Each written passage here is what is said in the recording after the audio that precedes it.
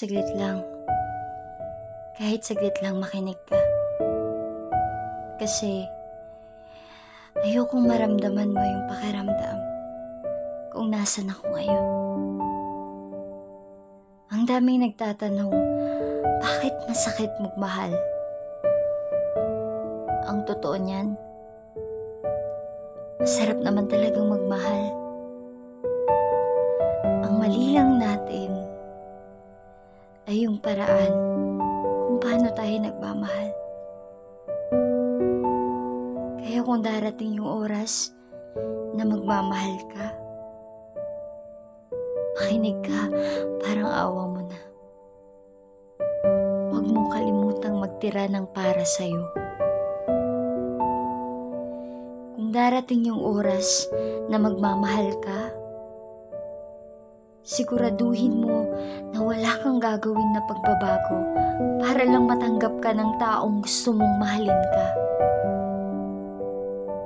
Kung darating yung oras na magmamahal ka, alam mo, hindi maling ibigay ang lahat ng makakaya. Pero sana intindihan mo yung sarili mo. Kasi kahit hindi naman sobra ang ibigay mo, kung mahal ka rin ng taong mamahalin mo, magiging masaya kayo. Pag nagmahal ka, dapat buo ka.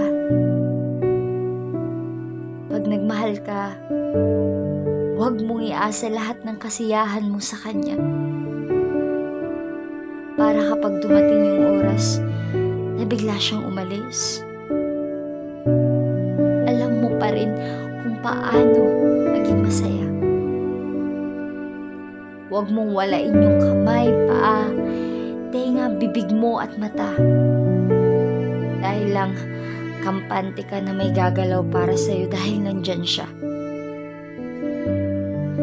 Maging ikaw lang yung talagang ikaw. Kasi alam mo, sa pagmamahal, minsan parang paglalaruan ka. Biglang masaya, malungkot, di mo alam kung kailan naalis. Di mo alam kung anong mangyayari kinabukasan. Pakinggan mo ako kasi masarap naman talagang magmahal. Pero kapag mali yung paraan mo, kapag mali kung paano ka nagmahal, babagsak ka. At ayokong maranasan mo yung sakit, yung lungkot, kahit alam ko na parte sa buhay ang masaktan. Pero kung darating ka man sa punto kung asan ako ngayon, huwag kang gumanti. Tumayo ka, magpakatatag, manalig ka, at maniwala.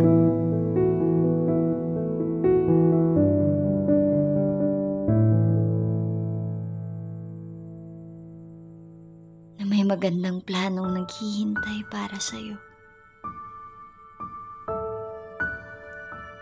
Kasi alam mo kung bakit? Mahalaga ka.